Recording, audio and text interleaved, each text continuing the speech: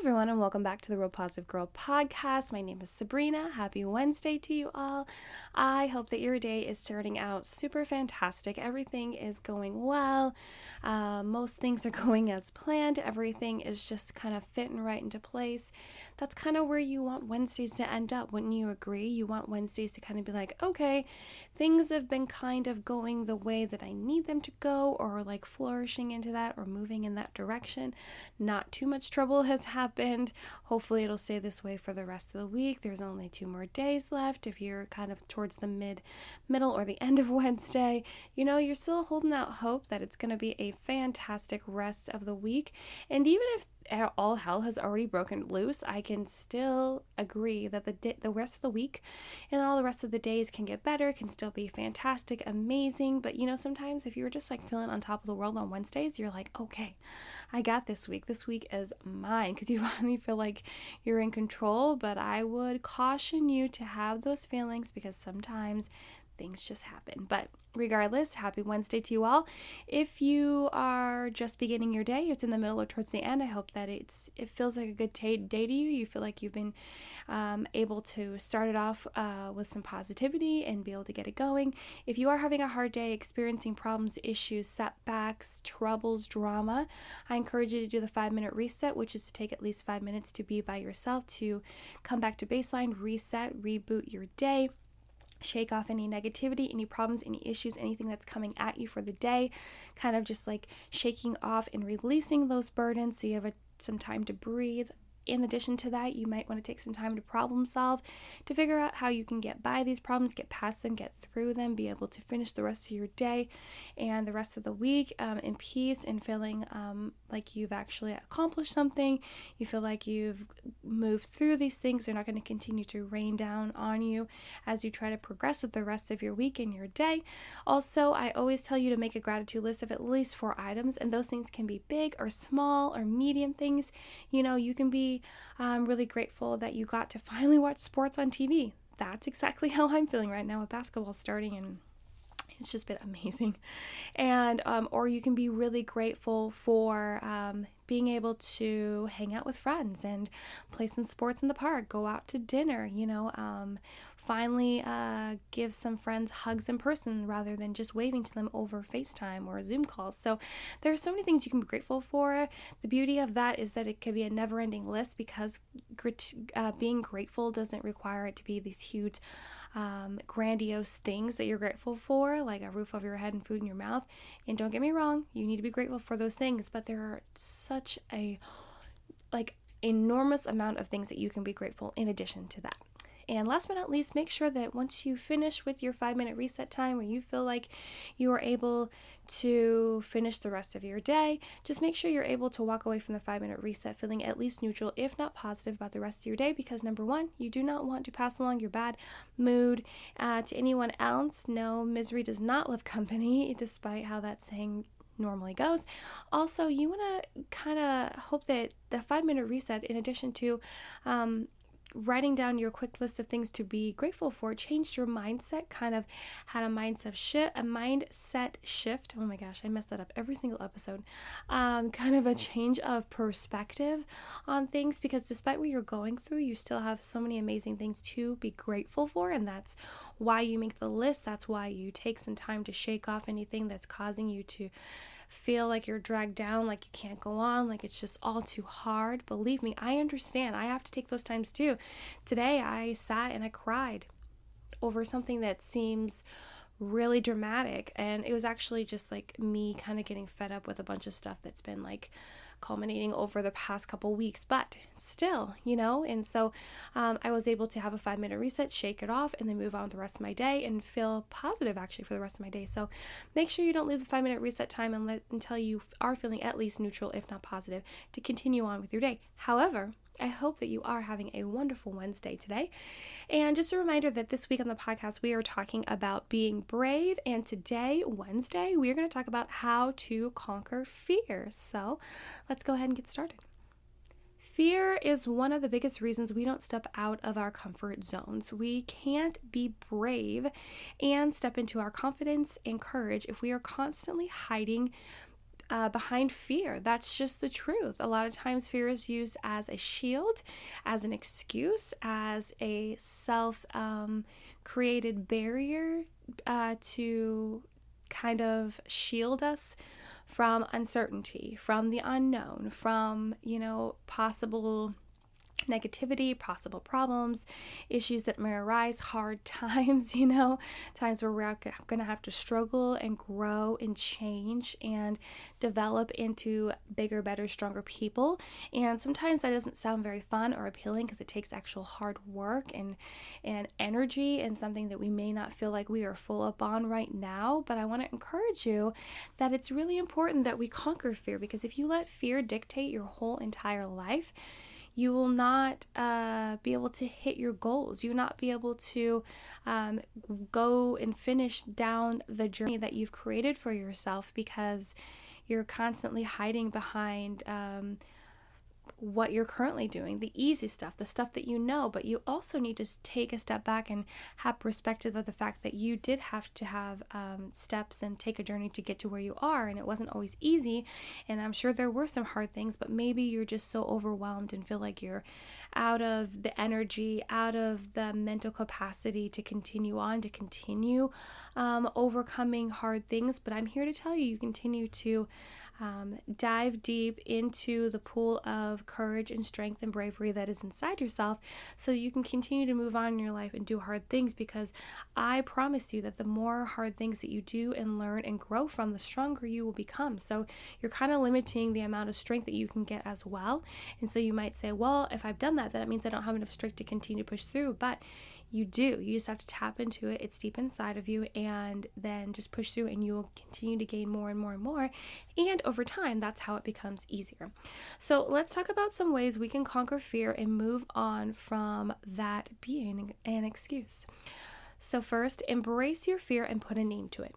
Understand that your fear could actually help you identify what you think is standing in your way and what needs to be worked on to succeed. And it's always a better choice to face your fear head on rather than ignore it and let it control your life. So, what I was saying before, where people will use fear as like a self-created shield to kind of ignore fear, to not have to face it head on, to not even have to deal with it, as an excuse to be able to get out of everything, because, a lot of times, people will believe that the fears that you have aren't irrational, even though most of the time they are, and they will just leave you alone, because usually people that are so set in their ways to not want to step out and conquer their fears, they will throw a fit. And I know this might sound kind of unfair, but maybe if you need to take some time to take a step back and realize that that might be you, it might open your eyes to realize that there is a big change that needs to happen for you. But yeah, you just need to embrace the fear and put a name on it. You need to actually identify, okay, why am I afraid to take the next step? Why am I afraid to apply for that job? Why am I afraid to look into what skill set I need to get that job? Why don't I apply to school? Why don't I get out there and start talking to people that are doing what I want to do and figure out exactly what I need to do, the steps I need to take to get to the next level, and create an actual game plan of how to achieve this thing, So you want to embrace the fear. You want to be like, okay, fear, come over here and let me get to know you. Let me put a name on it. Let me be like, okay, I'm just afraid of rejection. Okay, so now you've identified it. Now you've named it. You're like, okay, well, this is rejection. I need to work on getting over feeling constant rejection. I need to focus on not really caring what other people think. I need to focus on, even if people are judging me and rejecting me and putting me down, I need to realize that their opinion is not the only opinion. Their opinion doesn't necessarily matter. It's not really giving me any actual feedback that I can use. So I just need to find a way to change my mindset to move on from those things if they are not beneficial to the goals that I am trying to achieve. So I just encourage you, take some time to really think about, okay, what is this fear? Like, maybe you haven't taken that time. Maybe you haven't taken the time to actually identify it and look it straight in the face and be like, wait, why am I fearing this? What is causing this? How did this come up? And then name it. And then once you name it, you'll be able to take some more time to research how to conquer those specific things. But if you just leave it as like a wandering void of ghostly like fear where you're not really thinking about why, then you can't conquer it, you can't overcome it, you can't do anything about it. So you need to embrace it, realize it's here, it's not going to go away on its own, and you need to put a name on it. Next, get educated on your fears. So most of the time, fear is derived from the unknown, uncertainty. I've talked about that already, which means if you take the time to learn exactly why you are having the fears you have, what has caused those fears to bloom, and what those fears can teach you about yourself will actually turn your fear into a helpful opportunity. Take some time to get educated on the fear so that the uncertainty goes away. So this feeds into the one I was just talking about before. If you are actually educated on your fear, it'll help you to overcome it. It'll help you to understand that there is not so much unknown, so much uncertainty in there because you're taking those things away. You're taking the uncertainty and an unknown away because you're actually spending time figuring out what those unknown, uncertain things could be. And granted, I understand that life will just throw punches and maybe something that you hadn't planned for, you hadn't educated yourself on, comes out, but every single person in the entire world has to take that chance every single moment of every single day because we never know what's coming next. We can plan our butts off and have everything kind of lined up to what we want to happen, a couple backup plans here and there. But like I said, life will just throw curveballs, and we have to continue to work on being flexible, being strong in our mindset, and realize that things will change. We will have to bend and move and shake and realize that we can still get through it despite what is thrown at us. But we need to get educated about your fears. So if you are having a fear of going out to let's say that you're afraid to go into the ocean because you have a fear of getting stung by like a jellyfish, or you have a fear of getting bitten by a shark. Okay, and these are actually legitimate fears that I personally have. However, I still go into the ocean, and it's because, I've done some research. Like, let's do some research, like, okay, what body of water are you going to? What is actually the likelihood of you getting bitten by a shark? What are the statistics saying of how often this actually happens? What are some steps that you can take to be aware of what part of the water that you need to be in to know if sharks are in that kind of water? Who can you ask to be more educated about that? What are some steps you can take if you do identify a shark in the water? What should you do? And that same thing for a jellyfish. Okay, let's say the worst in your mind happens. You get stung by a jellyfish. Then maybe if you took the time to educate yourself on what you need to do after that happens, and you're like prepared in case it does happen, then it's less scary because you already know what to do. You're like, okay, let's see. Are they actually in this body of water? How can I avoid them? And then what should I do if this thing actually happens? So I feel like if you just prepare yourself for the thing that you are most afraid of and kind of educate it, kind of get on the inside of it, then it's not so closed off. It's not so spooky and ghostly and like, oh my gosh, I don't even understand what this thing is about, but it's super big and scary. It makes it much smaller, much more compact, and much more understandable for your mind that you're not, sitting in that fear, but you're sitting in the understanding of, okay, something that I'm not that I don't know if it's going to happen might happen, but at least I'm prepared. And I want you to be careful about this though, because I can see how someone could easily and quickly slip in to creating 10 backup plans, and you don't want to become that person or continue to live in that person if you're like me, where you're continuing to live through anxiety and worry. That's why you make so many backup plans. No, just like come up with like really simple solutions to problems that you think might arise. Don't go beyond 2 or 3. Actually, just stick to the main ones and realize that if you spend more time planning and worrying, it's not going to make it any better. It'll actually make it a lot worse. So just kind of keep it at like a minimal level. Next, try to surround yourself with people that will push you positively.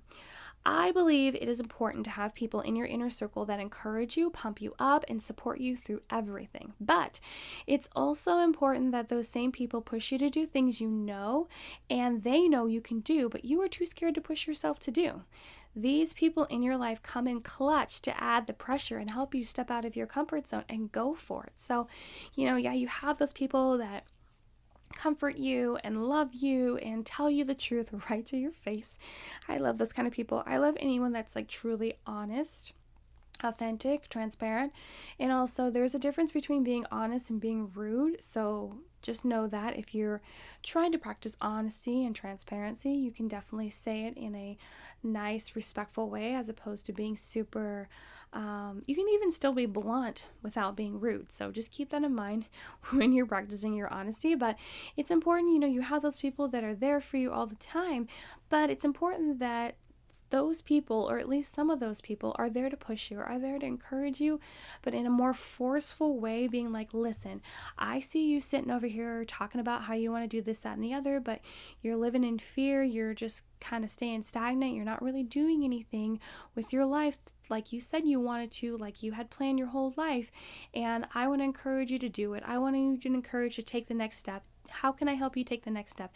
How can I push you to actually take the next step and to realize that it's not as scary as you think? And even if it is, you'll know that you have us to lean back on, to kind of like help you get through this whole journey, this whole adventure that you're going to be on. So I find it important to make sure that in your inner circle, in your pack of people that you're closest with, find someone that's going to push you, because you're going to sit in fear. But if you're able to have someone out there being your cheerleader, being like, hey, you can do it, and actually like devoted to helping you move forward in this thing, then you're more likely to do it and stay with it and realize, oh my gosh, this is amazing, and appreciate that person even more. Next, what's the worst that could happen? A lot of times we can make the fear and uncertainty bigger than it needs to be in our minds. Obviously. Sometimes the best course of action to ask yourself is, what is the worst thing that could happen? And even if that still sounds not fun, like the bad thing, the worst thing that could happen, recognize that after giving it some perspective, it's a little bit smaller than it was, and you can continue to do this until it's small enough for you to not care as much and move past it. So yeah, I find that a great exercise is to ask yourself, what's the worst that could happen? If you're like afraid of going in the ocean, and you're afraid of getting stung by a jellyfish or bitten by a shark, you're like, what's the worst that could happen? The worst that could happen is that a shark actually gets you. Okay, so maybe you go online and learn some techniques on how to get out of like a shark biting you. I haven't actually done that research, but I'm just saying you could do that if that's the worst thing that could happen. If the worst thing that could happen of you stepping into an ocean you haven't been to is you get stung by a jellyfish, okay, what do you do after that happens? Like if that actually happens, okay, what are the steps? How many steps are they? How can you be prepared for that possible outcome? Let's say that you're going to go and apply for a job, like your dream job, the job that you've been like preparing for your whole life, and you're afraid because the worst thing that could happen is that you get rejected, that you don't get it.